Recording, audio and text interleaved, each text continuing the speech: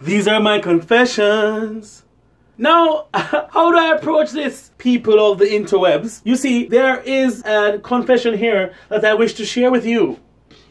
However, this confession might open me up to the most heinous comments that I may ever receive in the world. Because this confession, my friends, this confession, my brothers and sisters, it's gonna bring out all the weeds, bring out all the apologists, all the social keyboard warriors, all those people who love Japan, all those people who don't know how to understand, they don't want to hear, they don't want to believe, they only know the good, not the bad.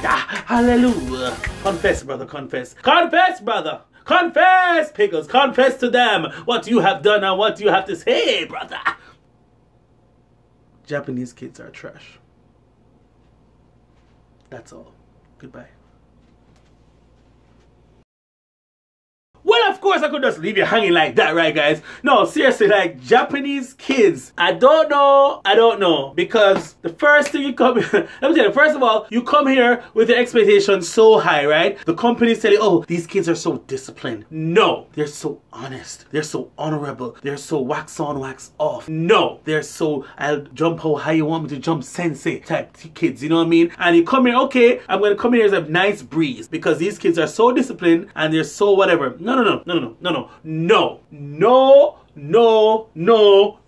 you. No to you over there in America telling me that Japan is the greatest place in the world. No to you, weeb. No to you, anime lover. No to you, nata eater. No, okay? Japanese kids are like any other kids in the world. They are kids, alright? And so, as kids, they push boundaries, right? They push to see how far they can get with you. They try you. They try you as a foreigner. They try you as a black person. They tried me as a Jamaican. They tried because that's what kids do. Alright? Now, not all Japanese kids are trash, of course, but the few or the ones that are trash, they really belong in the trash. The ones that are really bad are really bad. And even the ones that are borderline good bad, they're still bad. Because those moments of madness that they think is fun, even in Japanese, you still feel it. Because you're like, hey, hold up, did this kid just call me shit in my class?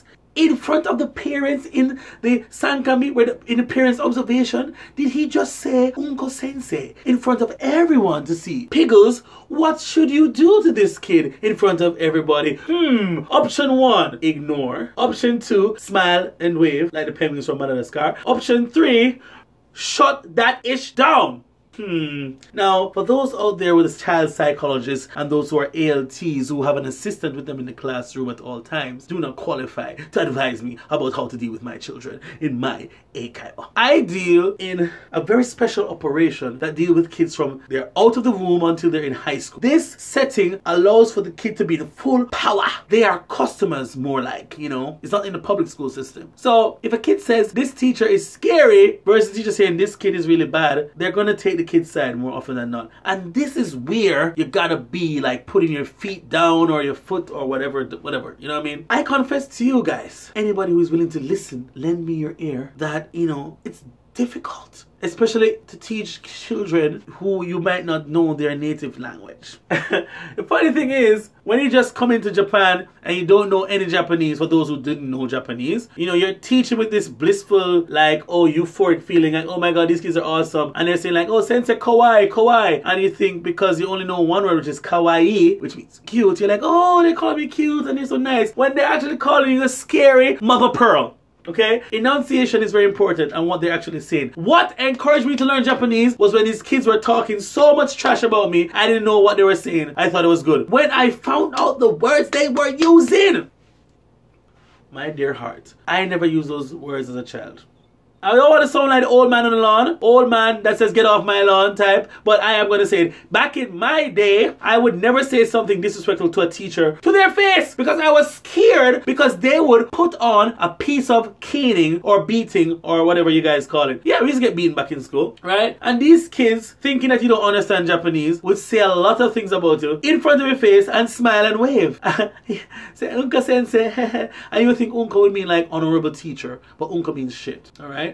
And I've never called a teacher shit, not even at university. for them to hear. You know what I mean? I'll say like, this teacher's shit, you know, like that. But not like, aha, you're shit. No, I would never do that. I guess it's a generational thing and also a cultural thing, because parenting here is totally a different topic I can't discuss right now because I want to keep this video very short. I've had wonderful experience with children here. I have had kids that have joined lessons because they've seen me teach their siblings and they really enjoyed it, and I've seen improvements in children's reading and their grammar structure and everything. But man, most of the things you remember is when that one kid tries to molest you with their fingers in the class, and then after trying to molest you, putting their fingers in your booty, they say, oh my god, it smells. Well, duh. Yes, it smells. That's where it comes out, homie. What you doing? Basically, my advice to you about Japanese kids is don't come here with the highest expectations, thinking that they're all this honorable stuff. The kids are gonna be kids. Elementary school kids probably will be the worst, maybe, if you're teaching at the Eikaiwa, children's Eikaiwa. The junior high school kids, you know, it's really hit or miss because that's when the puberty kicks in and, you know, you don't know what to do. 1 week you're cool, 1 week you're not cool, 1 week you're ugly, 1 week you're handsome. I mean, I really don't pay them any mind. Teaching girls has to be one of the hardest jobs because not being sexist or anything, though, seriously, like, I don't want to be seen as like too comfortable with them and then too strict, and then it's a very thin line, and touching and so, you know, personal space is crazy with the girls. With the boys, they're like, yo, what's up, homie, you good? Girls like, hey, sensei hentai. I'm like, I'm a hentai for trying to give you a high five. Oh, okay, right, but yeah, and the fact that for me, I'm a big guy, I'm about 6'1", about 200 pounds, and so I appear scary at first, but you know, I smile a lot like this. Hey guys, how are you? Maybe that's actually more creepy, but try to be accommodating to these kids, you know. I'm trying to be a nice guy. Yeah, that's pretty much it. I don't know what else to say, but my confession is that Japanese kids are not all that they're hyped up to be. Pretty much, yeah. So, if you like the video, give me a thumbs up in the comments down below. Tell me your impression of Japanese children, Japanese kids. Oh my god, I need a lineup, and I have taken off my cap, and I'm sure I'll get it in the comments. Don't worry guys, I'm gonna get to the barber real soon, and I'll see you in the next video. Alrighty, fling. Man show la fia, fling. Man show la fia, fling. Man show la fia, watch it out! Man show la fia, fling. Tell us show la fia, fling.